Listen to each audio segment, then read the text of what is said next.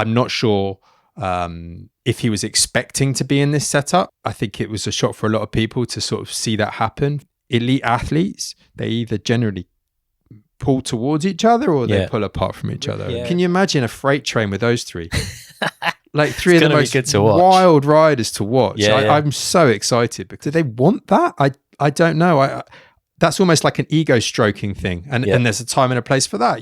He wants a decision at a race to be a performance-based decision. Okay. And sometimes they're not. Because he tested quite a few bikes. He was seen riding a number of bikes. I know he was given a few bikes and he really enjoyed being able to ride them. Yeah. And for him, it was feeling as though he had the right environment and bike and team set up for him. Okay. I don't think he would have just gone with the numbers game. I think everyone was very surprised that he was in that position.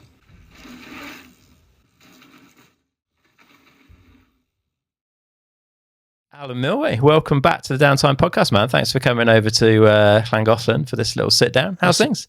Really good. Yeah, it's lovely to be. You've got a lovely house and you make a damn good coffee. So what a really good start to the day. Thank you very much. Nice one.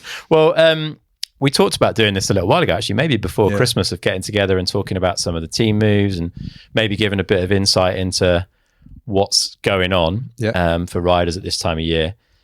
And at that point, I wasn't aware of what you were up to. And you said earlier this year, you were like, oh, maybe we'll be able to talk about my stuff. And I was like, oh, yeah. And then like 2 days later, I think the announcement came out. You've been working with Greg Minnaar for a few years now on the physical side. Yeah. But just give us a bit of insight into how you've ended up doing what you're doing this year, because it's all a bit different. Like, how did that come about? Yeah, it's quite a few things have been happening since the season finished, I guess. As you said, I've been working with Greg for the past 3-4 years. And preparing him for racing, and then I'm sort of involved with the race weekend setup, and I've sort of been helping him from trackside. And we obviously keep in touch quite a lot, and he got in touch. I had a phone call from him. It was when there was really bad floods. You remember when these awful floods? I was supposed to meet Charlie at the gym, and neither one of us could get there because of the flooding. And I'd literally pulled over into a petrol station outside Much Wenlock, and I was just stranded. And then I get a phone call from Greg, and we're chatting away, and without going into detail, things were going to change. You know, we sort of had this conversation that things were changing, and it didn't look as though he was going to stay on Santa Cruz. And that was when things started we sort of had discussions, and he was really interested in me coming with him onto this new team setup and being very much involved with the team. Yeah. And he used the word team manager, and I was just like, oh man, I'm not a team manager. I'm a coach, and I'll do everything I can to get you the best performance on the track, but I can't book hotels and flights. And we had a bit of a laugh about that. And then the although I'm sort of termed team manager for them, Kathy Sessler is the assistant manager. Kathy has been manager for Santa Cruz for a good number of years previously. Yeah. And she's looking after operations, should we say. So she's looking after that.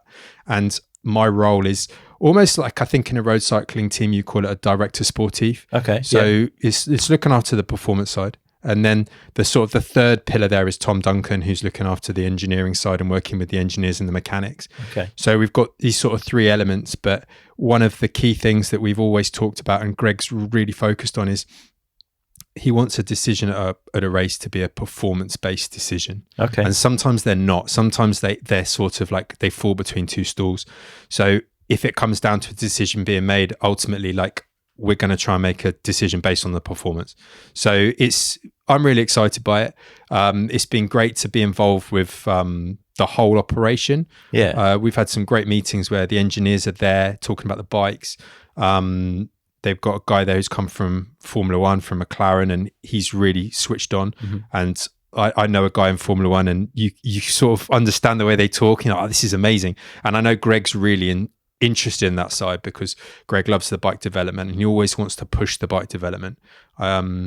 So yeah, it's early days, and started to have the conversations with the other riders. And I spoke to Gracie yesterday and Lucas, and there's a guy, Kurt McDowell, who's one of the engineers, but also incredible bike rider. Fast rider, yeah. So it's, sort of linking with those guys, and happy days. I'm excited. Yeah, that's really cool. Excited. So is Greg's want for this to be performance focused decision making, is that purely for Greg at this stage, or is this because Greg's looking at trying to create a team that performs? Is it more about the team now for Greg than it is about Greg? Does that make sense? Yeah, I think it's both. Okay. I think ultimately this year didn't go according to plan. There was a lot of problems, and I think there was a lot of frustrations with that. Yeah. And when you've got a rider like Greg, he puts in everything, and he expects everyone to put in everything to support that effort, which is perfectly fair. And if something doesn't go according to plan, or there's repeated problems, because the way I look at it, and I think anybody in performance probably would, is if a mistake is made, it's one of those things and you learn from it and you move on. Yeah. But if the same thing repeatedly happens again, then it's a problem. And, you know, I don't think anyone wants to come up with the same issues. You want to address them. If there's a problem with something, right, let's get to the bottom. What's the fix? Yeah, what's the fix? So yeah, I know they've been testing. They tested quite early on. They really got things together. It's been moving quite quickly. Yeah. In terms of getting the bike and getting the parts and getting to a position where Greg's like, this is what we're going to be using. This is the package. Mm-hmm. And this year, like, I've no doubt he doesn't expect anything less than, you know, top performances. He's on the podium this year. He's going to want to, you know, do the same again. So. Yeah, I was going to ask about that. He's 43 now. Is that right? I think he's a year younger than me. I think he's 42. 40, okay. Yeah. 42 coming on 43. Yeah. But this guy knows how to train. He knows how to prepare. Yeah. Psychologically, he's so kind of switched on. He's so experienced. Do you expect to see him back on the top? Because it is a lot of change, right? He's been on the syndicate for so long. He has been a huge factor in the development of the bike for the last however many years. It was kind of built around him to an extent. Like, do you think he has the ability to get up to speed? I guess if anyone can, it's Greg, right? Yeah, it's when you look at any sport with an athlete of very high experience, they know when they need to start pushing, and they know how hard they can push, and they know how long they can sustain that for. And he's very savvy at doing that. And I think I have no doubt he's going to be pushing on very, very hard, and he'll be at pace. I don't doubt that. If everything else falls into place, I don't see any reason why he can't be up there. I don't think you'd ever want to bet against a guy like that. You know, No. he knows what he needs to do, and when there's too much risk involved and it's not worth the risk, then he won't take that chance. Yeah. But when the risk is worth taking, he'll do stuff, and you'll always be on track, and you'll see something and you'll be like, oh, that's a risky one. But for him, he doesn't consider it risk. So it's, you know, I'm excited for it, and I think he'll be pushing. Yeah. And the times where he's had these really outstanding results, he's been happy. He's had people around him that he's wanted to sort of embrace, if you see what I mean. He likes people to see downhill in its best light. Yeah. And whether that's family or friends, when you see Andorra, he's got a house in Andorra now, and he wanted, you know, you could see he was like, look, this is what downhill is, and I'm going to show you how good this is. Yeah. And then I think it was in Lenzerheide the year before when he seemed very happy there, had more family there. So all of these things, maybe you start to get an idea on the environment that needs to be created around the rider. And we'll see. Yeah. And World Champs just happens to be in Andorra, like you say, Greg has a house. There you go. It's so, it's like there could be a fairy tale, but these things don't always work out like that. We're good. You know, we'll do our best job. And again, I think I've been around a while now, and I've been in team situations and working with these high level athletes. Try and keep it on a level. Try not to get overexcited. There's a job to be done. And as long as you do that right, that's all you can do. Yeah. No, I'm super excited for that. It's cool to see. It's always cool to see high profile riders make big changes like that and see how that pans out, because it has the potential to be very exciting, super very exciting. new. So really exciting. Yeah, I'm really excited for it. Nice. Okay. You're not the only coach moving into a team management sort of performance focused role. Ollie Morris, who we know from working with Laurie and working with the MS Mondraker team, is coming on board with Intense Factory Racing. And that's owned by a rider that you've worked a lot with over the years, Joe Breeden. Yeah, Joe's he's taken on that role really well. He's got himself stuck into it. Joe's really sort of business orientated, and I think when that team was coming to an end, and I think they gave him good notice. Those boys knew about that quite early. I think those decisions were made not quite mid-season, but they got a good idea it wasn't continuing. Yeah. I think Joe had some thoughts about what he wanted to do and the next step forward, and he's really run with it, and he's put a program together that I think is going to be really good. I'm glad he's been able to keep that relationship with Intense, because he worked so hard on that bike, and John Stout, his mechanic, they collaborated really well to get that bike where they wanted it. Yeah. And Intense were right behind them. And it almost seemed a shame, like for the program to just stop. Definitely. So yeah, it's nice to see that carry on. And Ollie's a great guy. Ollie will be really good in that role as well. Yeah. I'll often spend time up on the hill with him at a World Cup, and we'll discuss in life. The B zone. Yeah, exactly. So yeah, he's a good guy. So it'll be really good. I think. Yeah, it's going to be interesting. I saw John and Joe on the hill a lot last year here, putting in lap after lap, like getting that bike where they wanted it. Yeah. And it's a cool little setup as well, right? They've got some good riders there. Louise Ferguson, super exciting rider, lots of promise, incredible result at a few of the World Cups, at the World Champs last year. Be interesting to see how she gets on in that environment, right? Yeah, exactly. I think Louise is one of these riders where she's a very natural rider. You sort of see she's got that flow on the bike. She looks good on the bike. And I think she's still relatively raw. Mm-hmm. So there's, if that can be refined and have that set up to help her with that. And I think because of Joe's nature, he's very process driven and very methodical. I don't know Louise very well, but I think that if she enjoys that and can bolt into that, I think it will help her understand how to move that needle of performance to where she wants it to go. So she'll be really good there. And then young Oscar Griffiths as well, like a guy I've worked with the past few years. He, super talented on the bike, really motivated and driven. I was with him and his brother day before yesterday, and it's amazing to sort of see. I do a lot of stuff at university so we can assess and monitor stuff. Uh-huh. And with people that age, these juniors, I don't like to throw too many numbers at them. I just want to see them enjoy their training. But him and his brother are so competitive and hungry. How do we get on? What's this? And so I can feed into that a bit more.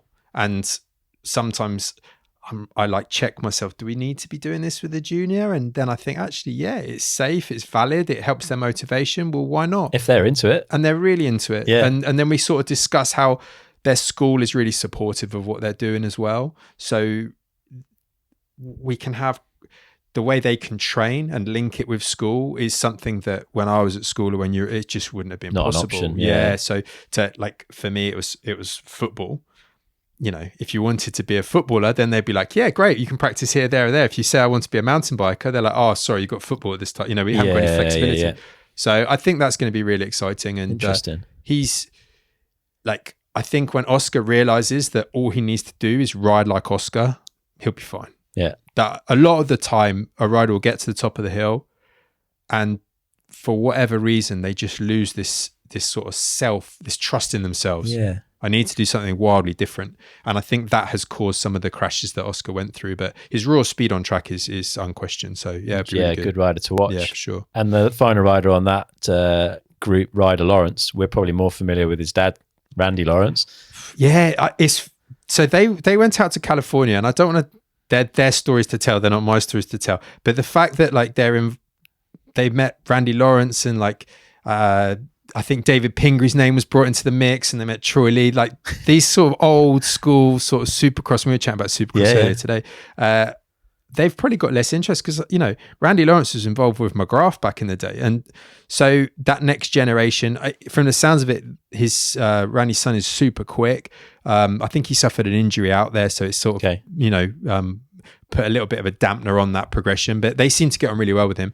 Nice. And I'd be really interested to see how that pans out. I guess that's a really strong link. You've got a family that are linked with Intense. And so that's great from a US perspective as well. Yeah. So if Intense is stoked, I'm sure Joe will be too. No, excited to see that one. Another big female move, Jess Blewett from GT Factory Racing, which didn't continue this year, onto Cube. Yeah. Quite a change of brand. We've gone from a big American brand to a big German brand. Jess has had some great results in the past. Yeah. We haven't seen a huge amount of her over the last couple of seasons because she's been injured. Yeah. I think both times from hardline, unfortunately, but incredibly talented rider. How do you think Cube's going to suit her? Because it's a very different... From looking from outside, it seems like a different vibe to sort of GT. Yeah, obviously working with Danny and being in those pits this year, or 2023. I'd be interested to see how she gets on with that. They're very, very professional setup, very clean and crisp setup, but it needs to work with the athlete. So I'm sure Jess will make the environment how she needs it to perform. And ultimately, any team wants to get the most out of their rider. So I'm sure they'll adapt to it as well. Yeah. But you mentioning hardline, she's super quick, and unfortunately has suffered some injuries. And it's where's the focus going to be? Because I think that with this interest in increasing female participation in the more extreme side of the events, that's exciting and amazing.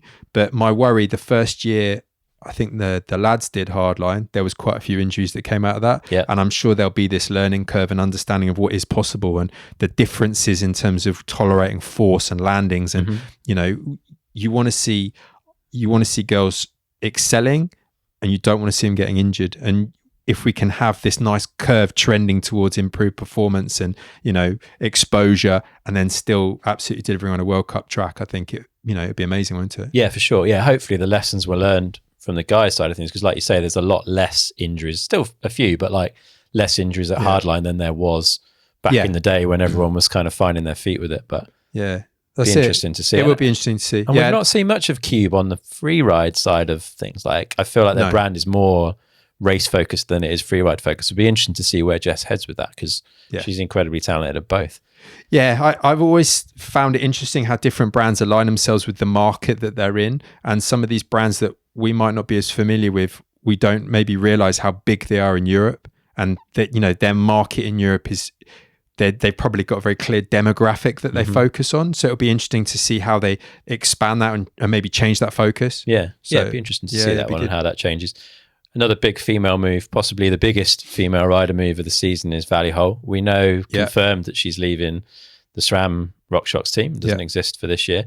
We don't know for sure where she's going, but not officially. She was featured in a vlog this week online, riding a YT in YT mob kit. Yeah. So I think we can assume I think that's going to happen. Yeah. In a way, it's a big change, but in a way, it's not, right? So they've got this uncaged approach where the riders can use whatever kit they want. So I think it looks like the bike she was riding anyway was RockShox SRAM. So she can stay with things that she's familiar with. And also, it's a team that she grew up with. I mean, she was on YT from super young. They picked her up in the very early days, and it's only a few years that she's not been with them. So that could be really good. I think she's comfortable there.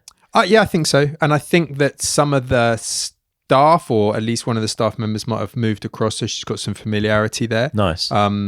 And there's a girl that I work with who happened to be riding with Valley in the same place on the same bike. So I think that it's clearly going to go ahead.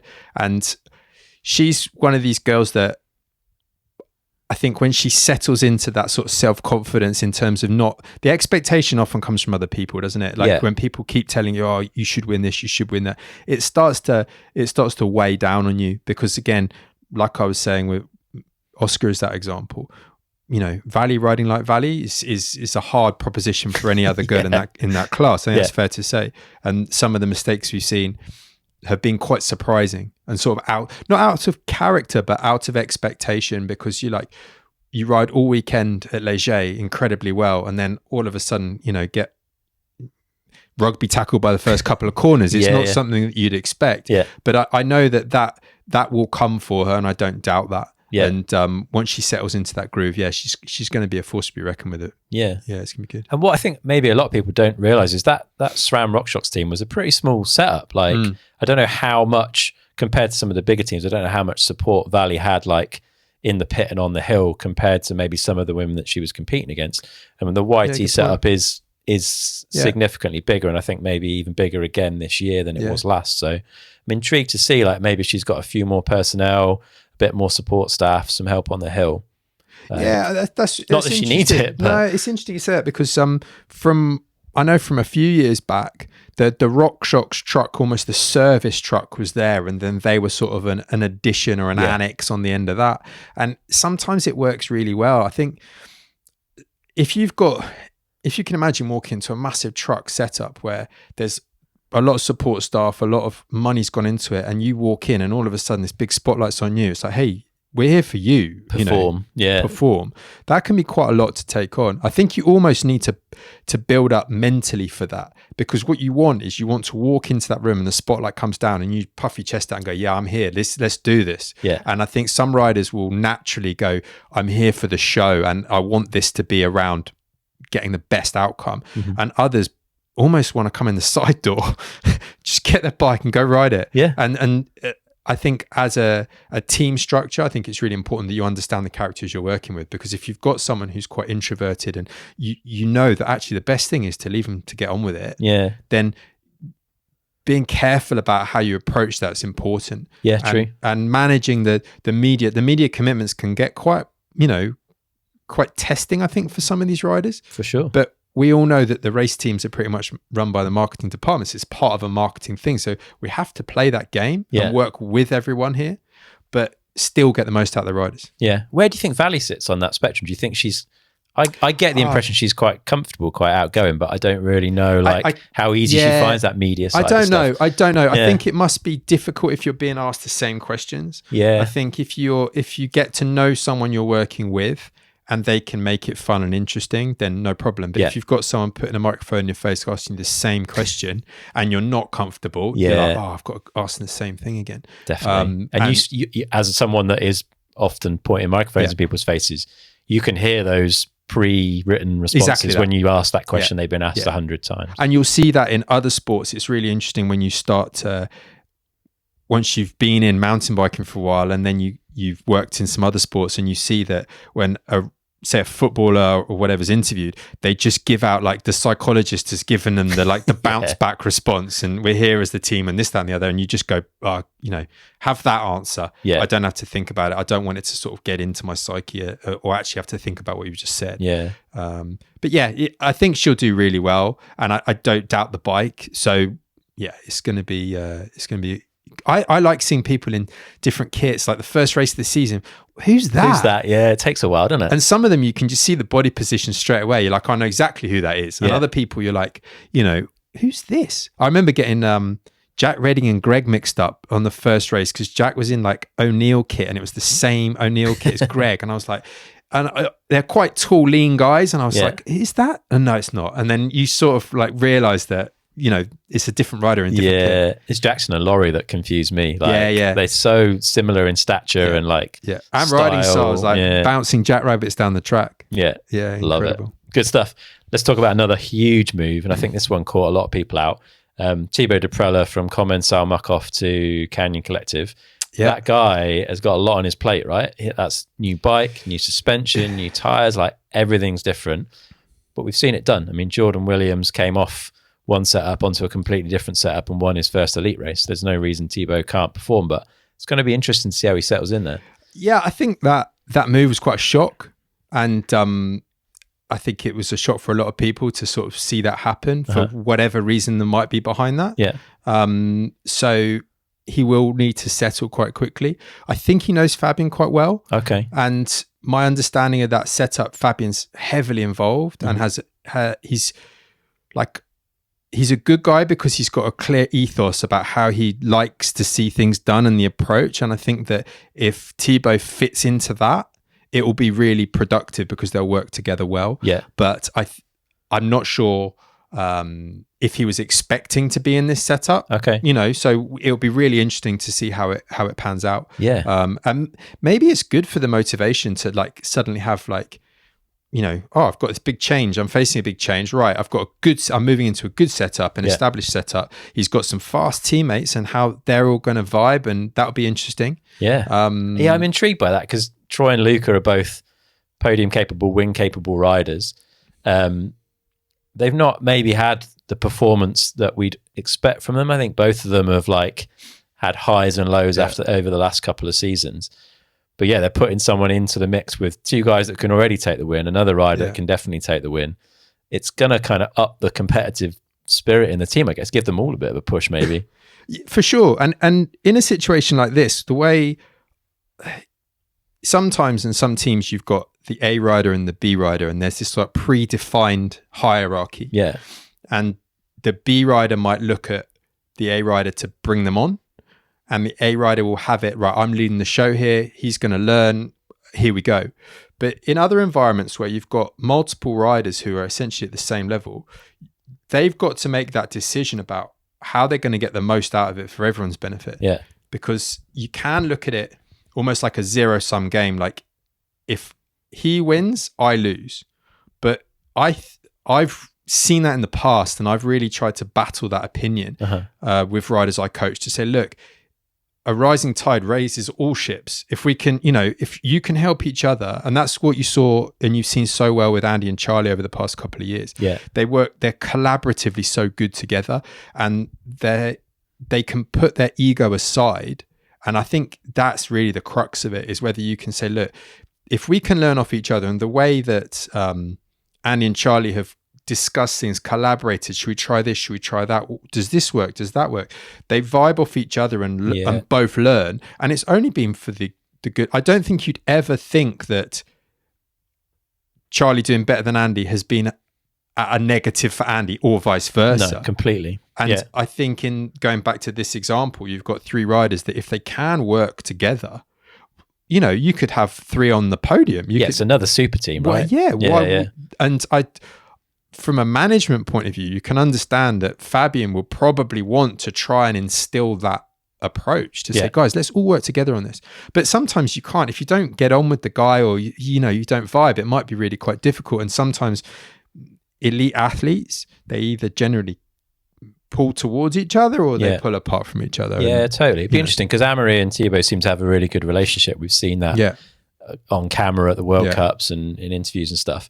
And I think Troy and Luca both seem like pretty laid back, pretty chilled characters. I don't know Thibaut well enough to know how he'll fit in there, but I guess that's a consideration that the team management will have made. And it comes down to Fabian and Gabe, I guess, to kind of manage that. And, in the way that Laurent has at Specialized Gravity, I think done a really good job of getting everyone to work together and be comfortable. And there's an art to that, and not all team managers necessarily have that. It's incredible. Right? Yeah, to do that, that's, as you can imagine, these are some of the anxieties I've got when I'm like, right, we need to make sure, because what you don't want, I don't think any team would want this. Do you remember back in the day with Jorge Lorenzo and Rossi, where you had the pits and it was like, right, we've got this booth, they're not going to talk to that booth, and then you're trying to manage that. No one wants that. You want this cohesive environment. And I don't think the examples from other sports wouldn't lend you to think that's a positive way to go about it. You'd want everyone to get on. But at the same time, you just need to know your riders. You just need to know what is going to get the most from them, and ultimately still make them happy and contented. Because if they're comfortable, then I think you're going to have someone who's going to do a good job. It's going to be interesting to see this battle of the super teams as well. Syndicate, Specialized. There's a few others this year that we'll talk about, but there's a good few teams that could lock out podiums. Literally, it's everything's insane. Getting so close. The times are getting so close, and that it's a time trial. It's a time trial down a hill, and what can we do to get the fastest time possible? And that's the most exciting thing in this sport, because it's not a 2-dimensional time trial. With a lot of other events, it's on this sort of physiology spectrum. It's at one end or it's at the other, and you're working with just a couple of parameters. But I was going through some data with one of the sports scientists at university the other day, and we were looking at all the force production of different athletes and their different makeups, and we were talking about it for ages, trying to get a handle on it. And then one of the lads said, well, maybe he's just a better bike rider. And we all just burst out laughing, because we're like, well, this is the crux of it. This is the crux of it. And I love it. Some of this stuff could mean nothing. Totally. But it's this pie of all these different elements that do play a part. And how can we get the most rounded individual, really? And working out which parts to pay attention to and which parts you can kind of forget about, and they'll have no impact. Strong enough, fit enough, don't worry about that. Right, this is something that we've constantly seen as an issue. Race runs, they're causing problems. Right, let's have a chat about this. Let's understand this. Yeah, it's interesting, isn't it? Super interesting. That's why we love it, right? Because you never know which way it's going to go. And any a 43-year-old of Greg's stature can win, or a smaller person that's first year elite can win, whatever it is. Well, to think you could have potentially, and we might be jumping up ahead of ourselves, but this young lad Acer on Frameworks, where you've got essentially a privateer set up, brand new rider to the scene who's turned some heads in 2023, up against an established, if you were to have them in another sport, there'd be no competition between them. They'd be poles apart. But then in this sport, you can actually have these people fighting against each other. That's why I think my job is so much fun, because in another sport, someone would turn up and you do an assessment with them. And you'd be like, sorry, you're not suited to this. Not tall enough, not strong enough, not fit enough, not going to work. But and that would be really depressing. Yeah, like if I wanted to play basketball. Well, probably exactly not that, happen, right? And you know, Team GB send out these like talent squads, and they're literally looking for, right, we need a girl who's over 5'11" and got this wingspan, and they just scour schools to find someone, and it's like, right, we found you, right, now let's put you in a rowing boat. Like, you're not gonna, well, that's not my thing. You know, you're gonna find this diamond in the rough that way who's got the biomechanics to be a good rower, and then you've got to, can they tolerate sitting on a Concept 2 facing a wall for however many hours a week? But with a mountain biker, you've got this raw interest in the thrill of it, and then you're trying to refine that and steer them in a direction. So yeah, it's fantastic discipline, isn't it? It's a beautiful sport. Yeah, that's why we love it. Well, so Thibaut's move leaves a space in Comments on Muck-Off. It's been filled by Dylan Maples, which is cool. So Dylan filled in last year due to a lot of the team riders being injured and not able to race, and that dream has continued for him, and he deserves it. Like, he's an insane rider, and he's performed. He's stepped into that, like, from basically a privateer into one of the biggest teams on the circuit, and look pretty comfortable straight away. Yeah, I think everyone in the pits was excited for his opportunity, and then they were happy when he was able to deliver on that opportunity. Yeah. Sometimes people who've come from a privateer setup or a satellite team, should we say, and then have been like promoted up, it can be like rabbit in the headlights a little bit. Oh man, I've got this one chance, this, you know, one opportunity to deliver something. But he seems to have stepped into it, and it's really nice to see. I think he seems to have fitted in, and enjoying himself. So yeah, it's great to see. Yeah, it'd be interesting to see with a full off season with the team and more time to get up to speed where he gets to. Right, end of last season, the talk was Intense no more on the World Cup circuit, which would be a massive shame, right? A brand with a huge racing heritage. We're old enough to remember the Palmer days and all this kind of stuff, and the original M1. But now it turns out we've got two Intense teams, which is cool. So Intense Factory Racing with Joe that we've talked about, and then MS Intense. So MS moved away from Mondraker. We'll talk a bit about the Mondraker Factory team later on.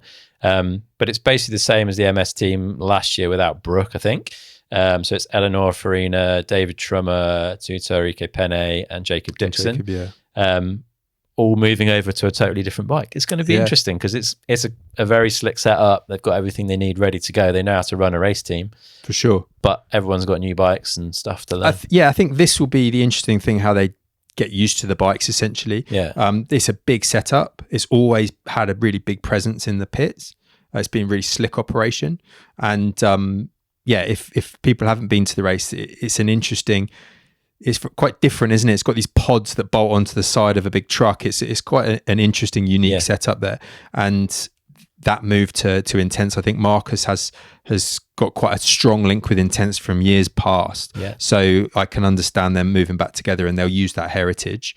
And the guys they've got on the team and Eleonora, it'll be interesting. This change, getting used to the bike. The bike's a good bike from what we've seen. So that shouldn't be a problem. And I think that there was one iteration of the Mondraker that was problematic. So it might be, I think they might be quite excited to get onto this, into this bike. Let's see how it goes. And a lot of those riders were injured for a lot of last season, right? There was a few performances here and there that were where they'd want to be, I think, but a lot of them had some struggles. Yeah, poor David.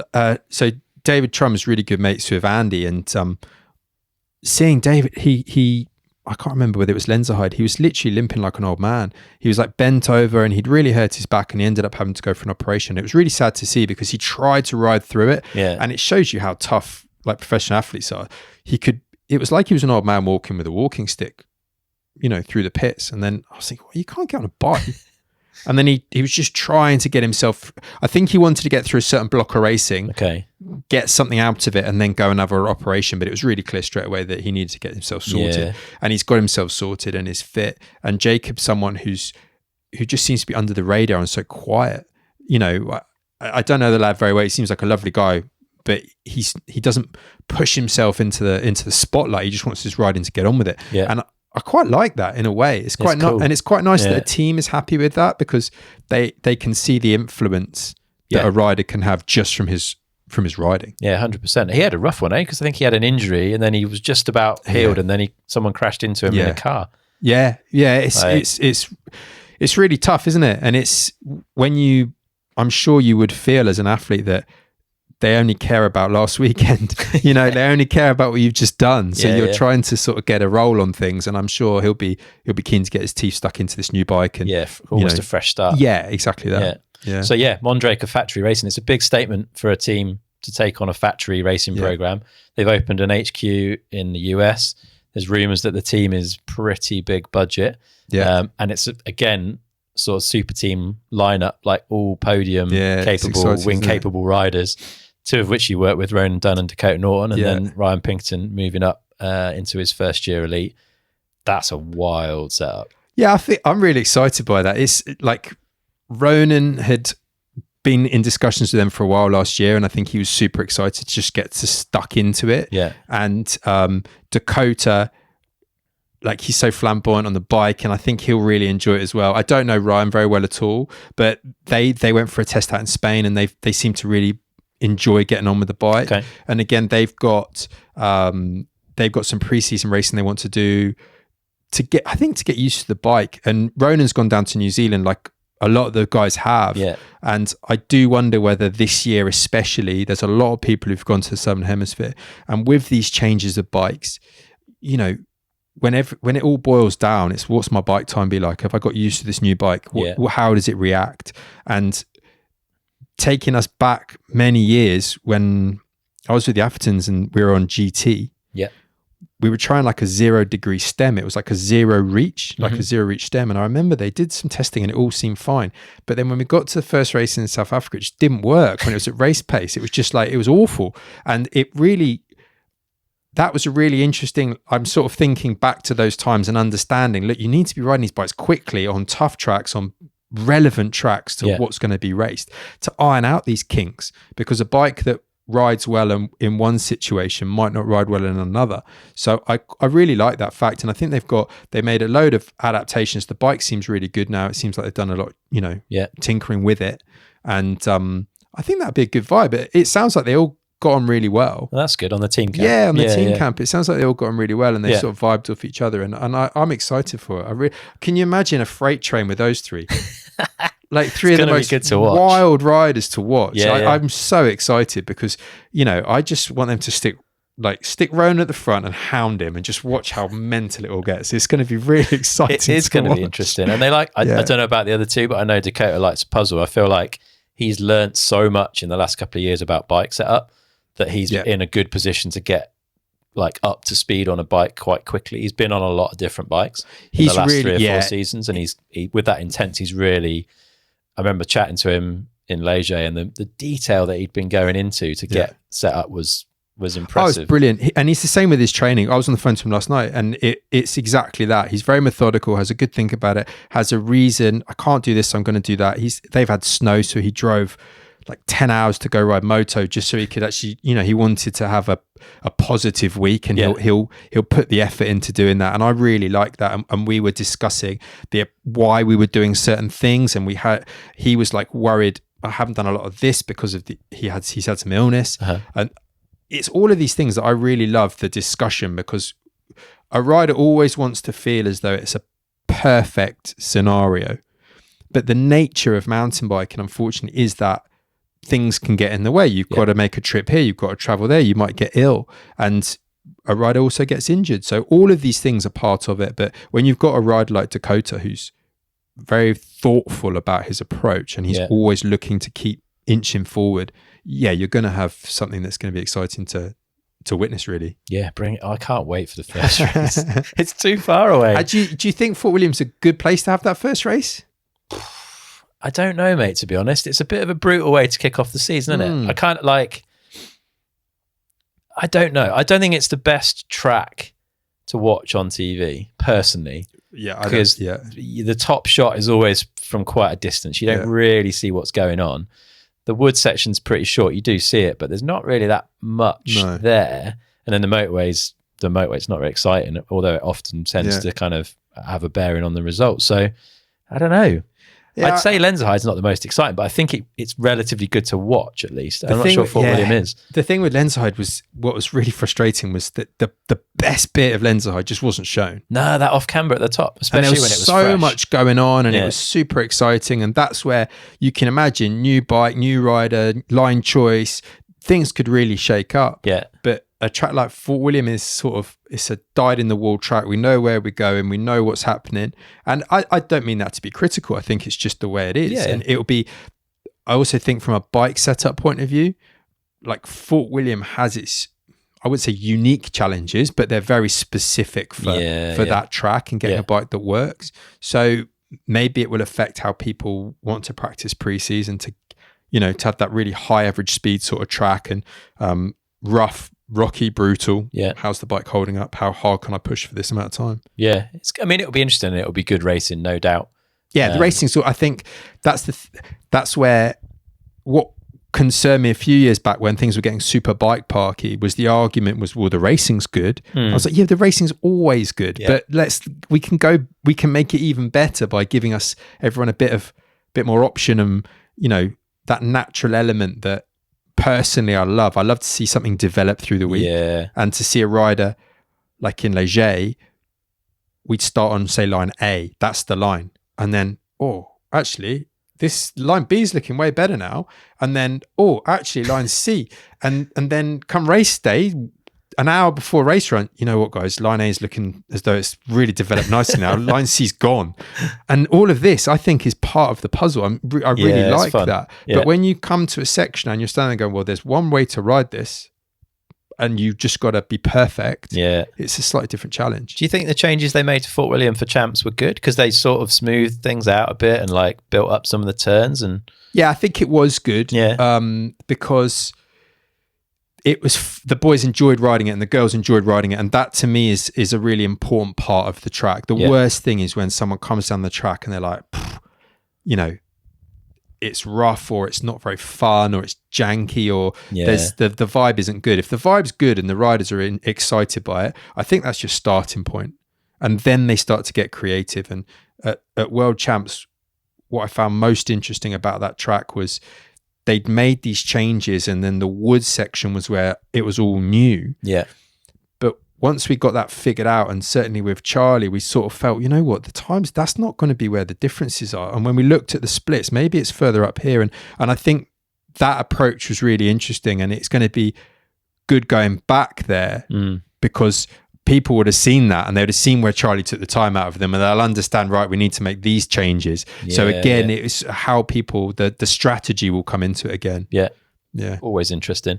All right, let's cover off Scott Factory Racing. That's an exciting team, kind of getting up there in the super team leagues almost, I would say. Yeah. So Ethan Craig, Gonzalo Bandiera joining the squad, and they've got Dylan Levesque, who I think is underrated and for sure has a lot of potential for some good results. And Marin Cabarrot, obviously, who we know is win capable, and we're likely to see more of that over the season. That's going to be an interesting squad, that, I think. Like, it's the strongest Scott team they've had for a while, I would say. Yeah, I think it is. I think they've pushed, and again, the riders they've got on there are exciting, hungry riders who've sort of come up. To see that would be really good. Marine obviously has been a staple and like very consistent, and she's had her injury woes that she sort of recovered from really successfully. And I don't know whether the bike's staying the same or the bike's changing, because again, that would be quite interesting. Like true. How those, are they going to make any adaptations? That frame's been there for a couple of years. Is it refining something or is it making big changes? It's a good, very professional setup. It's really well run. So I'm keen to see how everyone slots into that and you know, really excels on that bike. Yeah, and again, I don't know if that, for Ethan as an example, I don't know if that's much of a step up from like how much support he has around him, like on the hill, that side of stuff, because they had Cam Cole up on the hill for them with GT. I don't know quite how the GT setup, the Scott setup works. I think Flo will be, Paye will probably be doing stuff with them. Nice, okay. And he's super switched on guy. He's a great guy. Yeah. The trackside support is a fascinating one. It's something that we always debate. What's too much information? What's not enough information? You know, is the rider on the right line quick enough to not waste time? But then at the same time, are they open to making a change? Because historically, there are some sections that need to be adapted and you need to move around as per the track breaking down. but sometimes you can play too much, and a World Cup race is maybe not the time to be doing that. Is to, it seems as though you do need to make these progressive steps through each day. And if I've talked a number of times with Greg about when he'd had problems with the bike or he'd had limited practice time, he'd had to make too much of a step up, like the chunks of time he needed to find just became too big. Okay. So by that race run was a good semi-run. Yeah. And you're like, oh man, that was the good semi-run. Now, and he was like, yeah, there's one more to come. I needed that one more. And so that timing and that approach to the weekend and stepping up bit by bit, I think becomes more and more important. Yeah, shows how important uptime is on the bikes, right? Like keeping air in the tires and mechanically sound is and key, the logistics of uplifts, like Lords was a nightmare, and you'd have to have the mechanic waiting at the bottom of the funicular, like in the queue, and if you had a puncture halfway down, it took you ages to get down, and that was stressful. And it's this sort of logistical side. At Léger, the queue's massive.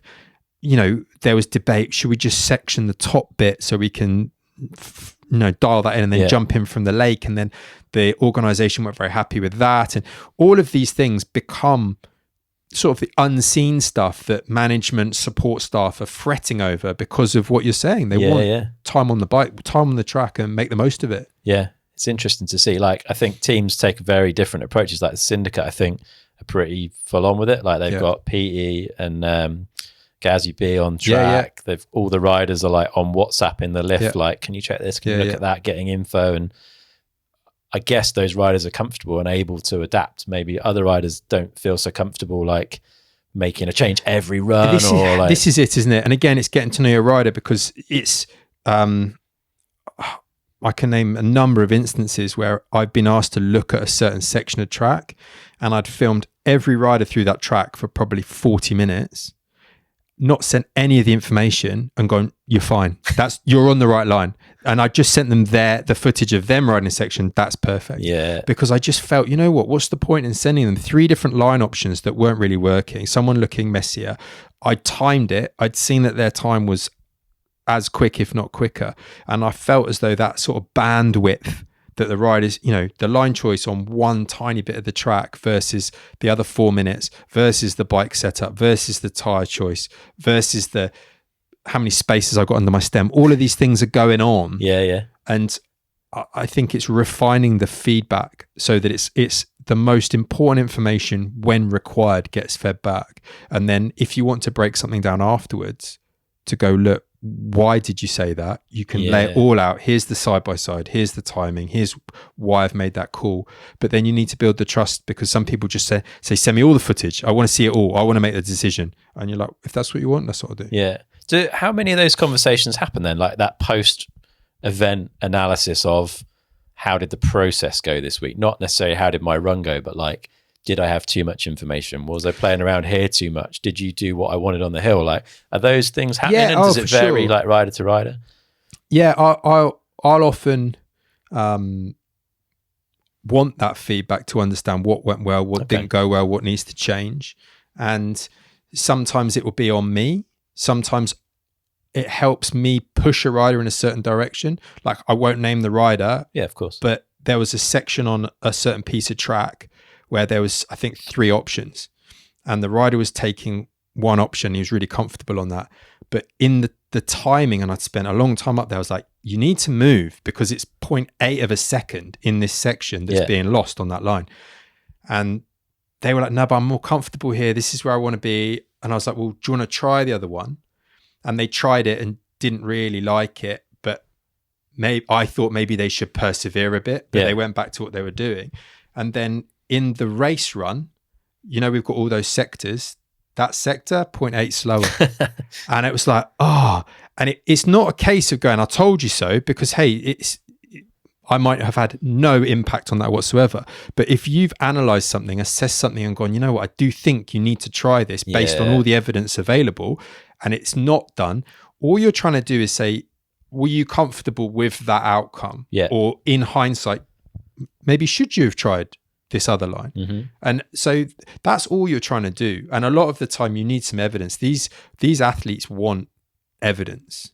They, of course. They want to know why we're doing this. Yeah. And if you can give them a good reason and they agree with it, yeah, they'll follow it to the letter. Yeah. But if you're a little bit woolly and you go, oh, I think that's a bit faster, or he looked really good, I don't think they ever want to, do they want that?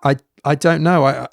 That's almost like an ego stroking thing. And there's a time and a place for that. You're looking really fast, just do what you're doing.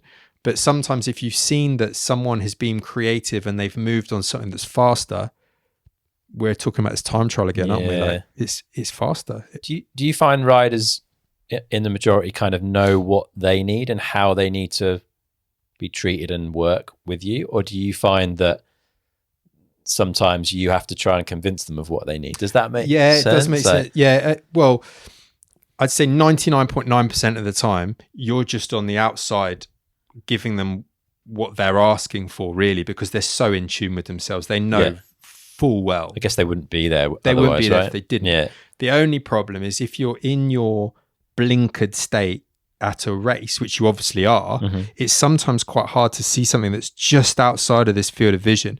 And I sometimes feel that from a coaching point of view, all you're there to do is just trying to pull that blinker out like 2 degrees. Have you seen that? Yeah, I've seen that. I don't want it. And you're like, okay, that's fine. Yeah. But sometimes you'll pull that blinker out and say, have you seen that? And they're like, huh, okay, I like that. And again, that metaphor, I don't just mean on track. It could be recovery. It could be food. It could be get off your feet. It could be you're sat in the pits with, chatting with all of these people. You don't need to be. You could be at home, like recovering. You could be getting a massage. You could be doing anything. Yeah. But because they've got these sort of blinkers on and they think they've almost got this preconceived idea of what should be happening, I think you're there just to try and oversee what's happening and be very careful when you make an input. And if you do make an input, I think you have to be quite confident that it's worth saying. And does your willingness to try and move the blinkers reduce throughout the week, like as you get closer to race runs? Or do you, if you think it's important, will you still try and do it? Yeah, I think it depends how confident you are on. Like I remember a situation years ago where it was at Fort William with G, and there was a line that was developing, and I remember thinking, oh man, it was like at the end of practice, and I said, this inside camber's just come out, and I was really reluctant to say anything, but I thought, well, he might miss it. And the same in Lords with I actually phoned Petey after Lords a couple of years ago. At Lords there was an off camber rock section quite near the bottom, and everyone was taking a certain line because of how it was, and just before race runs this inside line developed that was just a straight shot. And I remember like thinking to myself, what do I say? And I remember asking Greg, like, what are you doing here? Are you comfortable where you're doing? And I didn't really push the point. Yeah. And he was, no, I'm going low. This is the right one. Okay. And I didn't say anything about it. And race runs happened. And I think a couple of the French lads like stayed high and just took their time out of everyone. And I remember getting home, and the next day I phoned Petey and I was like, mate, should I have said anything different? And he started laughing and he said, I thought exactly the same thing. And I'm like, well, I'm so glad that I felt as that really conflicted on what to do, because if there's no practice time available, what am I helping? Am I hindering? Yeah. Cause if that's in their head, like, right, okay. And it's right at the bottom. So it's in their head the whole run. I know I've got to get this line that I've never ridden. Never ridden it. And when you're watching, like, in the Lords example, I didn't make an input and regretted it. And in the Fort William example, G said to me, like, he wanted convincing. So he said, right, go back up to that section, film it, walk it, film it, and then let's have a look. And this was before e-bikes. And so I remember, you know how busy Fort William is? I literally ran up the side of Fort William, ran all the way out to this section, filmed it, walked through it, was like super meticulous to get the best perspective. Ran all the way back down there. I did it on an iPad, so I could just hand the iPad. Yeah. He looked at the iPad and like mulled it over and said, okay, yeah, let's do it. And like my heart rate was as high as G's for the entire run, because I thought, and as he was approaching that line, I was like, is he going to take it? Is he going to mess it up? And he hits the line and his foot sort of unclips. And I was just holding my breath, and he won the race. He won, and I was like, thank goodness for that. Yeah, because otherwise that's it was a hell to pay. Yeah. But those are the decisions that you have to make in this environment, because it's like either you sit there with your mouth shut and potentially don't maximize the performance, or you sit there with your mouth shut, maximize the performance, or you have an input. It's amazing that we're like sitting at home as a fan. We don't realize how much pressure is on everyone else in the team. We always assume it's just the rider, but all of you are there like, well, exactly that. And the mechanics as well. There's another situation with a rider where it was really odd because I was trackside. I could see that when they were landing a jump, they weren't pedaling straight away versus everyone else. So you're sort of watching everyone come down, they're getting on the pedals. And I remember thinking, hang on a second, there's something wrong with this bike because they're not getting on the pedal straight away. And when they crossed the line, they looked down and the chain was almost like, literally it was hanging on. And I've watched that footage back a million times and there's no perception of that on camera. Yeah. But can you imagine what the mechanic's feeling? Because if I saw that, the mechanic saw that. Yeah. And the mechanic was like, please don't give out now. So all of these things where bolt checks and keeping air in the tires, how devastating must that be? So there's a lot of pressure on everyone. Yeah. Again, it's part of what makes it, isn't it? All right, we've got a few more team moves. Let's talk frameworks because Nico has gone all in this year, right? He's gone from probably the coolest project in mountain biking, designing his own bike, taking it racing, already pretty cool. Yeah. But now he's decided to put a competitive race team together around it. Sure. And he's got some exciting riders there. So Ace of Vermet, first year into junior. Did you see him riding at Snowshoe? Because he was forerunner for a bit, right? No, I didn't. Okay. No, I didn't. I've heard a lot of good things, and I know Greg was really impressed with him, and I think Greg gelled with him quite quick and was like, this guy's cool. He's a good rider. I really like his approach. I don't know anything about him apart from his sort of reputation. Okay. But that's a good sign, right? Yeah, for sure. Really good sign. And I really like that project. I have to say, like I've said it to Nico when I see him at the race, I'm like, I'm stoked that you like believe in it and you're working with it. And the insight he gives, like we mentioned it earlier, I've only got a certain amount of bandwidth, and that's reducing my interest in the sort of social media and stuff and choosing what I try and engage with. Yeah. But that's one of the things I find really interesting just from a fan's point of view. Totally. And he's been quite open. Like I heard in an interview that he's got like a $400,000 budget or something. And I think that's really cool to go, well, this is my budget. This is what I'm going to try and do with it. And the bike seems to be doing a good job, and it's rider tested. Yep. He knows what he wants. And I'm excited to see how it all goes. Definitely. Yeah, he's had some fast people on it in the background as well, I think. And I don't think anyone's had complaints over how quick it is and how capable it is. So, yeah, Asa seems super comfortable. And then Angel Suarez joining him. I mean, Angel's true. A rider that has so much potential, and he's had some really good results, but he's also had a load of injury. Yeah. Like things haven't necessarily gone his way. And I think Nico maybe got a good deal because I think he's still paid by Uno for this season. They're paying out his contract. So I think that's how really? Nico's been able to afford to put him on the squad from what I hear. Yeah. But yeah, that's going to be interesting, right? To see what this bike can do. I think Nico fully admits that he's not a top 5 rider anymore, but Angel potentially could be. So it'll be cool to see that bike at the very top. Yeah, Angel's super, super fast rider and like aggressively fast quickly. And I know that he has suffered, I'm trying to remember which track it was, Val de Sol maybe, where he'd had a really bad ankle and he was trying to ride through that. Yeah. And you can only imagine trying to drop an ankle when it's stiff and sore is going to be really hard and the rough terrain there. But that Uno setup was it wasn't a big setup. It wasn't certainly at the level of a factory team. And I do wonder, would that factory level support help Angel more? Will the frameworks level of support, will he enjoy that? And I think he probably will. Yeah. I don't know what he's like at developing bikes or how much he wants the input in that. I heard he'd put a lot of input into the Commensal downhill bike. Okay. When he was on Commensal. Yeah. I believe he was like a big part of the testing for that. I might be wrong. That's just hearsay, but I think he's pretty handy at that sort of stuff as well. Well, I know that Greg jumped on, they were in Andorra, and I think Greg jumped on behind him on a run and was like, nah, I ain't keeping. He was literally like, you can go. This is too early.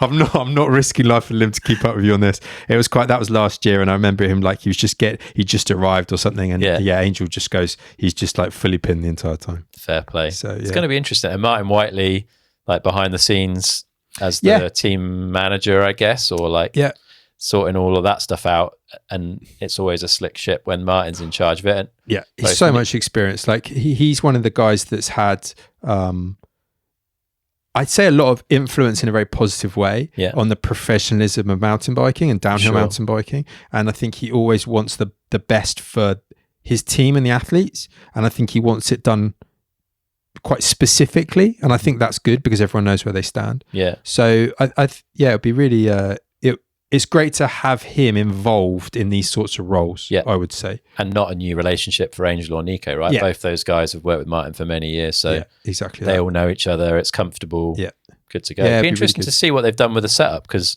it was a pretty basic setup previously, but a bit more budget. I don't know if they're going to go bigger on kind of infrastructure at the races. I think they had the old Sprinter van from Global Racing that they bought. So I know. I think the pit seem to be going more motorsport in terms of these big trucks, and there's a lot of investment. You know, it takes a lot of investment to buy the truck. Yeah, you need to have someone to drive it. You need to manage it. The carnets involved, the fueling, the what is it called? The taco, where you can drive for X number. All of these things come into play. So it's a much bigger operation. But to have that setup, sometimes I look and wonder how people can compete on the same level. If you're in Leger, it was maybe a couple of years ago, Nico was next to the Atherton truck. So he had his Sprinter and his like easy ups. Yeah. And then you've got the Atherton truck and you've got the aircon, and we're upstairs reviewing footage around this nice desk away from the world, just chatting over stuff. And I'm thinking, if it's pouring with rain or it's boiling hot and you've got a draft coming in, and I know it's sort of first world problems, but if you're trying to get the most from the rider, having a big truck where you can have everything organized, it's all got a place.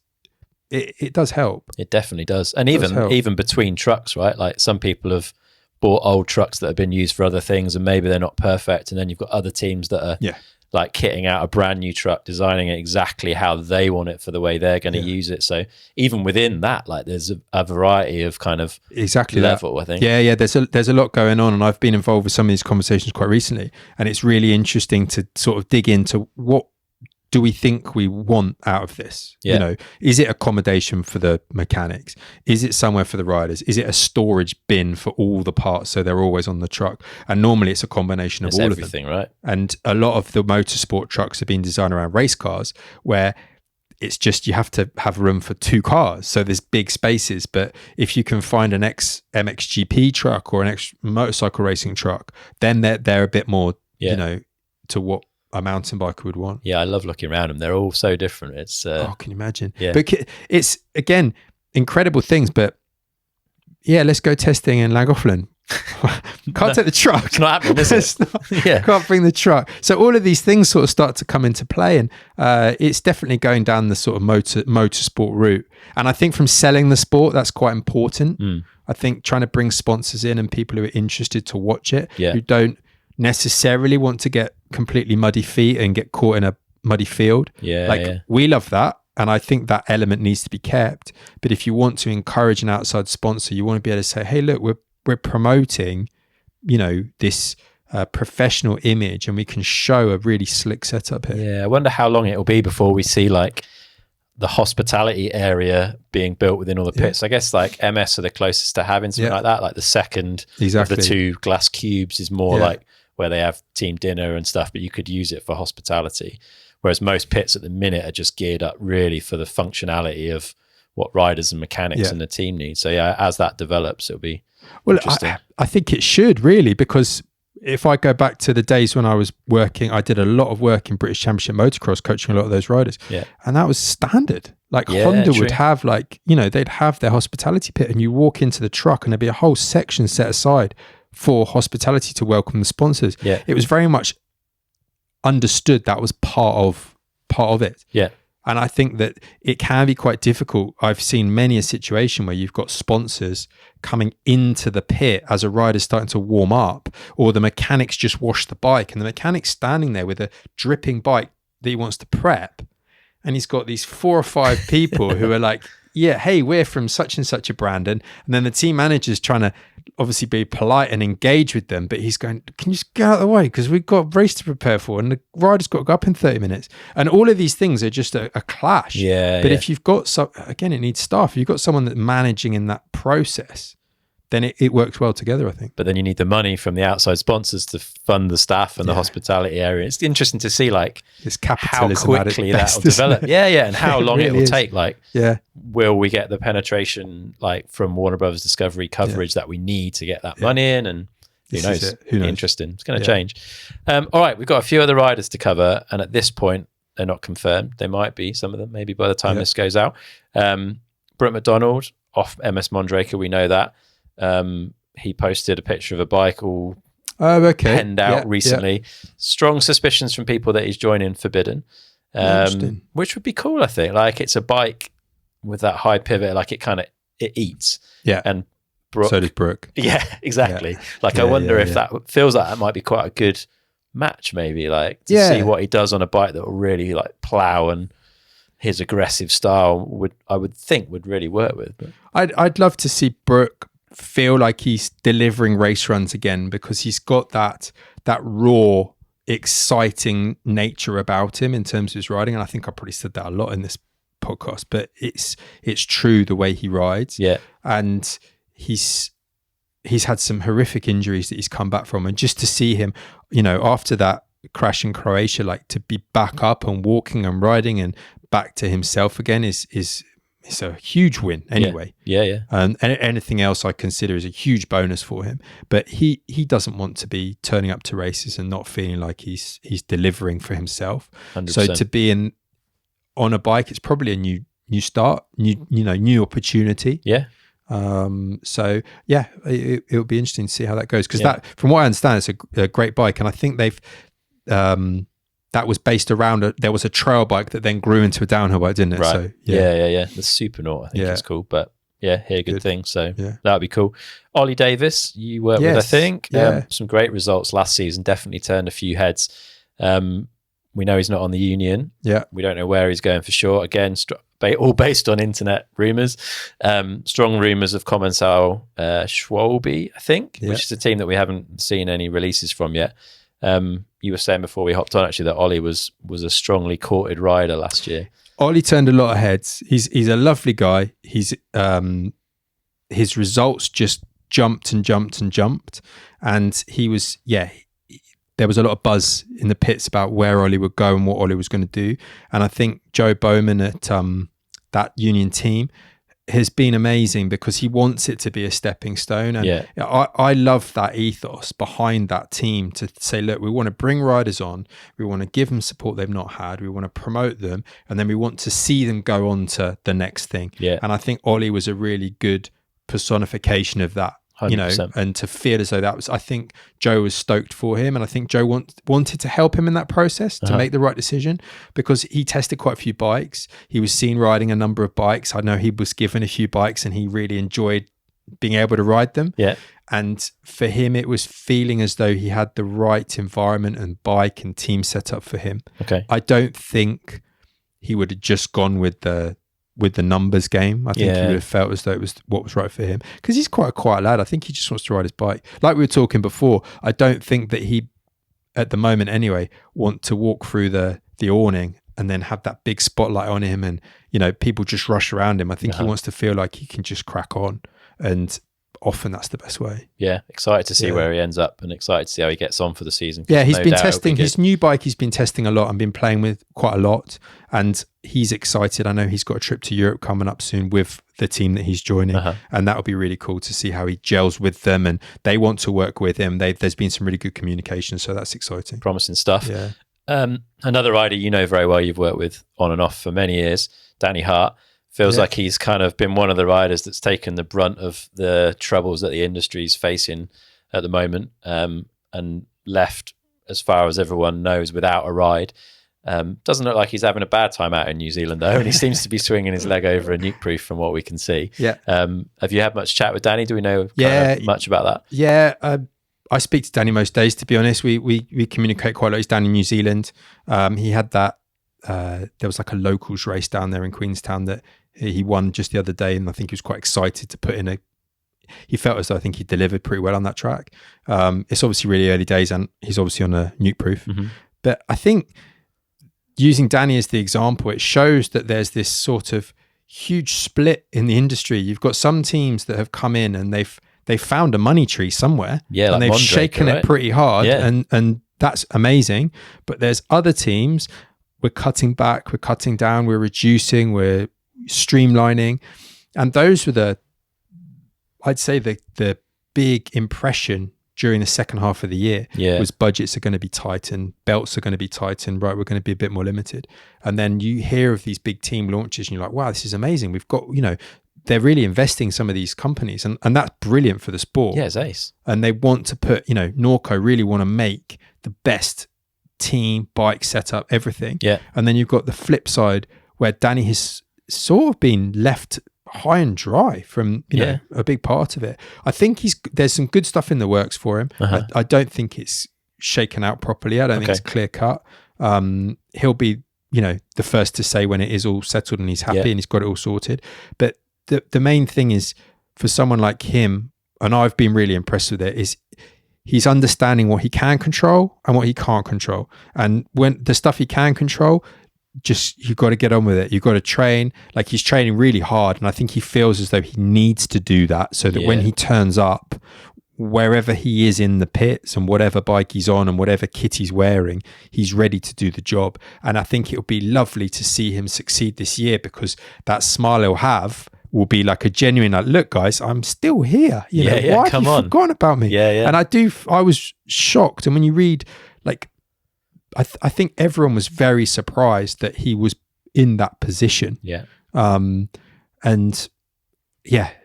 it's on the flip side, he's down in New Zealand with a lot of the other riders, and he's riding fast, and they've got good training down there, and he'll be ready. Like regardless, he'll be ready. I'm sure. Sometimes these adversities, like, just put that bit of extra fire in the belly, and he's always worked well under that, hasn't he? He's never been somebody like I've seen years ago in it was at Fort William in the pits.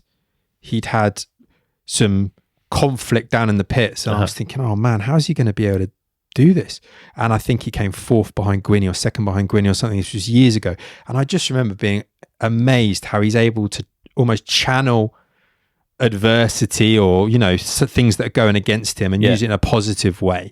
And not that you want to feel like you've got to go through, for sure, you don't want to go through that to get a nice outcome, and you don't want to ride on anger. But if he is back against the wall, he's a man who'll come out strongly. Be good to see some strong results. No doubt he's capable still. So and you see his whips the other day.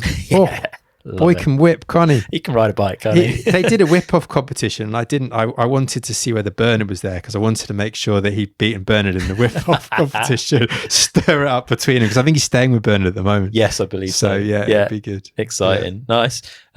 Various mumblings of Zeroed being involved with some sort of World Cup presence. Again, no concrete news yet, but Sam Blenkinsop's name's been linked, although he was with Crestline. Don't know if that's still the case. But it would be cool to see Blenky continuing to race World Cups. Still one of my favourite riders to watch on a bike anywhere. But also cool to see more gearbox technology at the World Cups and to see that side of things progressing, because it feels like it's promising, but it seems to be so slow, getting traction. It really has been slow, hasn't it? There was a junior, Hoot, I think was his surname, who was on this incredible bike last year with a gearbox, and it looked amazing. It seemed to work really well. And these gearbox bikes, I'm astonished we haven't, when you think about the Honda that was a gearbox and very basic and works so well.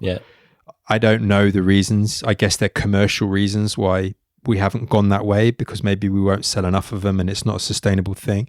But from a performance standpoint, I don't think you can argue against it. And for a company to be so heavily involved in that side of bike development will be great. And I'm sure it'll be a good bike from it. If everything else, if all the other angles work out, I think that having that sort of mass centralization where it is, and unsprung weight and all the rest of that getting business, rid of a mech that you can knock off and all that. There's just all of this stuff. It'll be great. I believe Nico will have one at some point this season.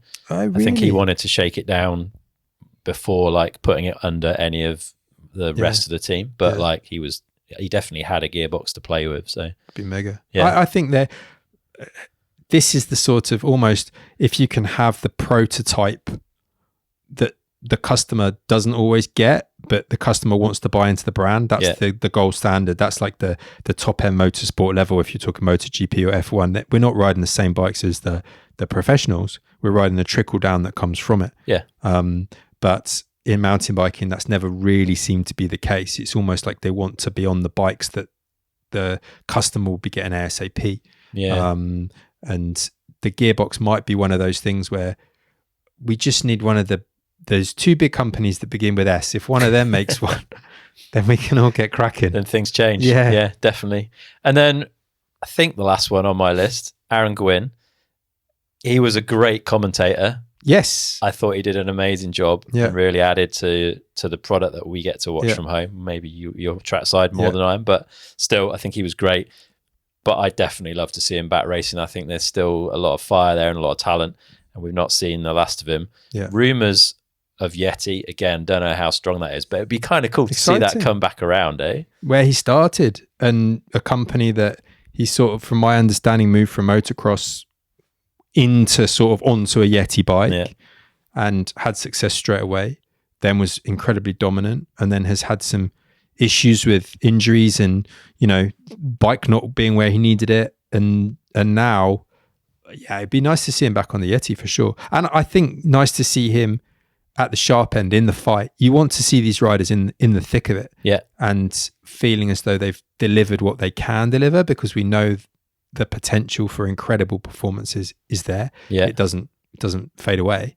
It's just having some of these riders, I think, need everything lined up and the body to be ready and the bike to be ready and everything to be there to allow them to give it hell. Yeah. And maybe this is that opportunity. Yeah. He said last time I spoke to him for the podcast, he seemed like he was definitely keen to be at some, if not all, of the World Cups. Yeah. And he said if he was going to be there, he was going to be racing and not talking. Yeah. So hopefully we'll see it. But I know that injury was quite a tricky one to get through. From what I understand. Yeah. And that's we've said it before, it's part and parcel of sport, but it's pretty devastating because some injuries, you can roll an ankle and it can be 2 days. You can roll an ankle, it could be a critical, you know, messed up ligament, foot, bone damage, and all the rest of it. And you never quite know. So it would be nice to see him. I think, he's too... I don't think we're ready to see him as a commentator quite yet. That's probably the right way. No, he's very good at it, but I feel like he's got unfinished business. Yeah. And I'm sure he does. Like that World Champs is still teasing him. He goes well at Andorra, but then so do a lot of people. Quite a lot of people are going to want that, I think. Yeah, exactly. So, yeah, man, it's a big shake-up year. Yeah. I know it's been a big shake-up year, and it's been interesting to see the things that it has been that dichotomy, hasn't it? Of budgets are cutting, we're slimming down, we're tightening our belts, this is going to be limited. And then the flip side, some big teams coming in and going, well, now's our chance. You know, let's really try and make the most of this opportunity and bring a team in and go hard at it. And I really hope that the coverage and the presentation rewards that, you know, they are rewarded for this investment into it, because I want to see mountain biking start to reach a wider audience, because it's such an exciting discipline. Yeah. And when you think, I often liken it to downhill skiing, really, because we're in similar resorts, it's a similar nature of the event. Yeah. And a lot of the people that will watch downhill skiing, they've got no interest in sending themselves down the hill that quickly. They're just interested in the spectacle. Yeah. But I think the core mountain biker who would watch the Freecaster and the Red Bull was the guy that would still be riding downhill or trying to ride those tracks. Yeah. And if we can broaden that, you know, one of my neighbors has really got into it and he loves it, and he wants to know how the riders are doing, and he's got no interest in riding a bike, but he's just involved and he's interested and he'll feed back to me on how exciting the racing was or how one of my riders did, and I love that, because that's awesome. That's starting to show that we're getting out there a little bit. Yeah. You know, and he's not doing it to placate me or to make me feel good about, you know, him being interested. It's his genuine interest in it. And that to me is like, here we go. Yeah. But, you know, let's see more people do that. Let's start to broaden it. Yeah. And if we can, I've always been surprised why we haven't seen mountain bikes on TV commercials, for example. There's that Lloyd's Bank advert, wasn't there? Yeah, that Katie was in. Yeah, and Nina Cameron, I think, was on one, wasn't she? Yeah, okay. The Black Horse Lloyd's Bank thing. And, to me, that's the sort of, surely there could be more of this, because it's such a spectacle to watch. It's so exciting. Yeah. And that's how we started to get these outside sponsors involved. Yeah, and they might not, those people watching might not buy a bike, but they might buy something from an outdoor spot, like another brand or a beer sponsor or whatever. Like it's and that. It all feeds in. And this side of it, we need to work. I think it all needs to be one unit to push everything forward. The whole thing, it's all well and good having the pure racing to be perfect, but people need to see how good it is. It's like anything. It's a product at the end of the day, isn't it? It's an entertainment. And so I think having this whole thing, the performance is vital. Yeah. But these other things need to layer on top. Yeah, it'd be interesting to see how the TV product like develops. So first year there was a lot for people to get in place, and like I don't even really know how they got it all there on the hill and ready to go, to be fair, because it was a lot of work. So it'd be interesting to see how they level up from like year 1 to year 2, and hopefully that TV product kind of develops and offers a bit more sort of behind the scenes and rider interviews and all that kind of stuff to agreed. To help develop the storyline. I think that's it. And that's where trying to help people understand, you see, I think I see the difference between US motocross and MXGP, where the US motocross always been really good at telling the story of the rider. So you sort of like, oh, I like this guy, I don't like that guy, I want him to do well. You know, this beef between Jet and El Hombre at the weekend, like that's exciting for the fan because you understand their characters and you know that there's going to be a clash. But in MXGP, they maybe haven't been quite as good at promoting those riders until more recently, where you start to understand the Siwas and the Prados, and you're like, oh, here you go, we know these guys, we want them to do well, Colton Hobbs and whatever. So if mountain biking can start to tell that story a bit better of the different characters. Yeah, like the human element of it. Yeah, as opposed to, because it's almost been on the rider, hasn't it? It's like your decision. If you want to share a load of stuff on social media and tell your story, then do. Yeah. But I think we need to get to that next level where the broadcast is telling that story a bit more. Yeah, and it's hard to do, right? Because the story evolves and changes over the season. So it's like, who do you follow and who you point a camera and a microphone at? But yeah, I'm sure we'll see more of it over the coming seasons. So Timu's done, I think, pretty much. There's probably a few that we're missing, but I think that covers the bulk. We've done a pretty good job. There's been a lot. There is a lot. There is a lot. It's an exciting season. What about from the physical side of things? Obviously, that's like your expertise, I guess, or a big part of your expertise is that physical conditioning stuff. What are riders up to at this point in the season? Like we've said that a lot of them are in the Southern Hemisphere. I guess that's just to get consistent weather, really, so that you can... Yeah, consistent weather and consistent bike time.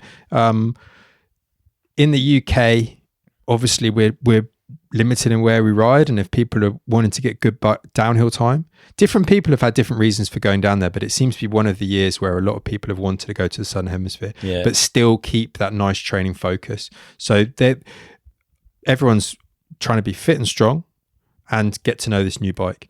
And the problem that you have when you look at the calendar is if you haven't got certain things done by March, it's really hard to get them done just because of the nature of the diaries, how they fill up with test camps and media stuff and preseason racing. And then all of a sudden you're into the season. And me personally, I've started to be able to understand what is fit enough and what is strong enough, and starting to get some benchmarks so that we know, hey, you're on track here. But then on the same token, some of my conversations yesterday, look, that's not where it needs to be. We understand why it's not there yet because of X, Y, and Z, but this now needs to be a focus. And we've got the time.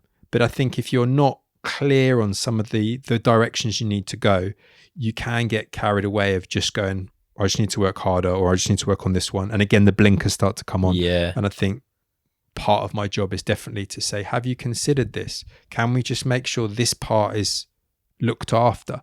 Whether it be diet, whether it be aerobic side of it, whether it be strength and power, so that they're just a balanced individual. I'm not trying to turn anyone into a powerlifter or a Tour de France cyclist, but we're looking at elements from these different areas to have them really well-rounded and ultimately to be better on the bike. Because that's all it is, isn't it? That's the reason why they're doing this. If it doesn't make you better on the bike, don't do it, right? They're not interested in it. So the motivation comes from that performance on the bike. And with having a lot of people riding the downhill bike a lot now, you're starting to get that feedback of, oh, I feel pretty good here, or I had a day and I'm absolutely toast, or this is a problem, or can we try this? So you're getting feedback earlier, I think. And with all of them being in Queenstown, like a lot of people are riding together, I guess. So they're getting a bit of a gauge. I don't know how many people are like sandbagging or what, but I guess people are starting to push. So everyone's starting to feel like, where's the pace this year? Who's going well? Yeah, where do I need to, like, I can only imagine, you know, Danny and Eddie Masters and Bernard and Andy and Ronan and Charlie, and I'm probably missing half a dozen of them. You know, they'll be pushing on, and sometimes it's a case of going, hang on a second, I was in the gym this morning, I need to call it early because someone else wasn't, or, you know, understanding context. I don't need to do this. I'm okay. I'm going to have a day off here. So, but it's good. The more the better, as opposed to being on your own, isolated away from it, trying to do some stuff on your own. It's quite hard to place yourself. Yeah. And with Revs not being here, that was a big part of the off season for a lot of the guys based in the UK. Yeah, true. You know, Dovey's sort of taken that spot, but it's quite limited in where we can go for these sorts of true downhill tracks in the UK. Very true. Now, yeah, which is a pity. It is. And are we at that point where we start to see the odd unfortunate injury? Like, it feels like there's always a point in the year where you get that first, like, such and such has broken their collarbone in preseason training, and because the speed's up in and people are starting to find the limits, and especially with new bikes, right? You need to know what the bike does when things go a bit wrong. And that sort of starts to flow into the skill acquisition side and how you're actually planning your riding, because it's one side of the sport that I've always been interested in, that the professional athlete would essentially go off with his mates to get better on the bike.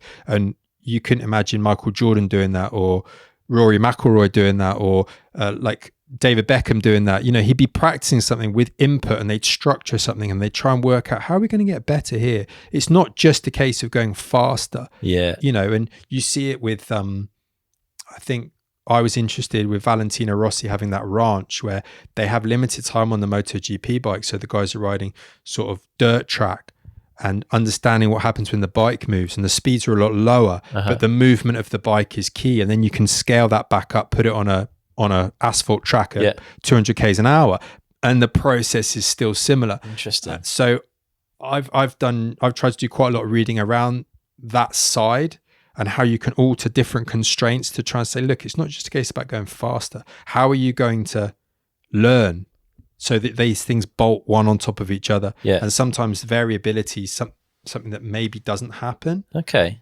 And people go to different tracks for variability. But I think there's more variability within a track that could be done.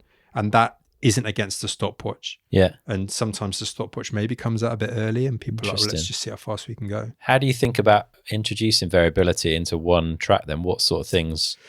So there's various ways you can do it. One is on line choice, obviously. Yeah. So you can artificially say, well, look, try going on a suboptimal line. It's suboptimal for this track, but I can bet you'll have a corner like that in another track. Yeah.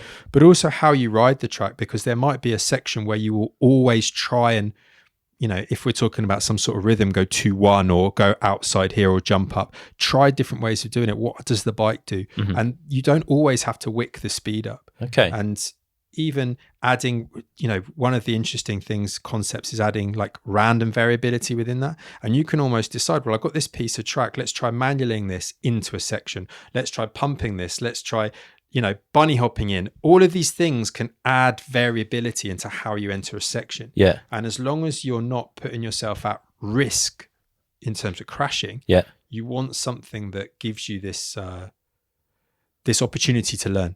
And again, from a skills point of view, if you're doing everything perfectly on run one, the track maybe isn't technical enough. And how are you going to make the track more? You almost want to have mistakes, but not mistakes at full speed, because then there's the risk. Yeah. And that's a big challenge in downhill. How do I make something, or how do I suggest, or how does a rider say, well, how can I make this a bit more difficult? So I'm not always perfect through it, but if I'm not perfect, it doesn't mean I've crashed or I've hurt myself. Interesting. So this is definitely an element that a lot of sports, we've got so much room to grow, I think, in downhill from this aspect. When you look at the way other sports will introduce technique and introduce skill acquisition and development of a rider, they're thinking about it a lot more than, you know, hop on your bike, go riding with your mates and do 6 laps and then come home. It's what are they doing within those laps that I think is most interesting. Yeah, this is cool, isn't it? Because it's a sport that's, I don't know, let's say 30, 40 years old. and it feels like we're just in the infancy of it, right? There's still so much like, yeah. And I think we need to look at other sports and look outside of it and say, will that work for us? Will it not? And I think you can sometimes become entrenched at saying this is a mountain bike thing. Yeah. But we've all got two arms and we've all got two legs and we're all reacting to the environment around us and we're all trying to deliver force in a certain way. And physics is the same. If physics still acts on you and me the same, so trying to bring some of that stuff in, but while still respecting the culture and understanding that the culture of someone who's very technically, if you've got a sprinter, they might be a running sprinter, track and field sprinter, they might spend a whole hour doing real specific drills. And that bolts nicely into the track. But if you've got a mountain bike and he's doing these specific drills on a car park or a fire road, that's not practical into the environment they're using it. It's almost taking it out of context. So it's trying to blend those things. A track sprinter, he can do those drills on the track he's racing it on. He can do it on that running track, and then he'll scale it up and bolt things together. So a lot of these things, they churn through my mind anyway. It's good. I like it, man. Well, before we wrap up, we should talk a little bit about Milway Performance. I'm interested how that's going. So you sent me, you're making your own, after many years in gyms, deciding that the benches in gyms weren't good enough. Yeah. You've gone out and designed your own. And I've got one in the garage downstairs and it is a lovely piece of kit. Thank you for that. It's been, it's been unused for half of last year because I was pretty ill, but we're back on it and it feels super good to be using it and cracking on and getting fit again. But how's that all going? Like, it's going well. It was one of these sorts of, I often have these ideas that come into my head that are motivated by my experiences essentially. And I've been coaching in gyms like all around the world, luckily, for 20 odd years. And I was seeing certain things that were recurring themes in certain piece of equipment. And in the end, I thought, you know what, I should have a crack at this because I think I can make quite a good job of this based on knowing what I know. And I teamed up with a designer and we put together a design, and the whole process I've absolutely loved. And the first product is the fixed weights bench. And they're all made in the Black Country. Everything's local, Midlands based. Understanding how suppliers work and, essentially creating prototypes and small runs of things and dealing with powder coaters and offering something that offers good value for money, but is still really high performing.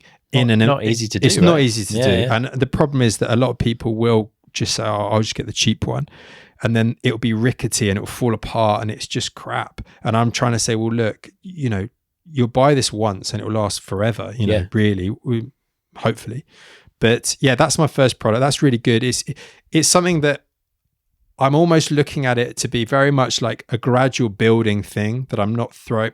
My focus is on riders winning races, and this is sort of supporting that.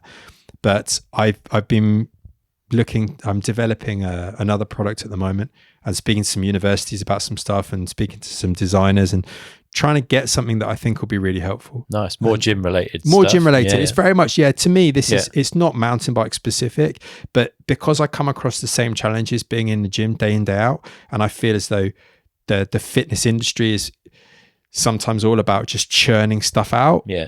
I want it to be a nicer product and something that people can have and feel as though it suits the home gym, but it's of a commercial quality. So the University of Birmingham have got one of my benches in their gym, which is cool. That's Black Country Barbell and Stourbridge have got one. And, I sold one to a gym in Redditch not too long ago, which is really exciting. And it's starting to get out there. But if you're after a waist bench, you know where to come. Performance. Good, mate. Well, I've used a few gyms, again, around the world over the years, and it's by far the most solid bench I've ever been. So and that was definitely a big part of it. It was trying to make it so it actually performed, and you wouldn't believe the different samples I've got in the lockup, like trying to make something that was the right thing. And the vinyl ended up being from a high quality marine, so that you can sweat on it and still clean it.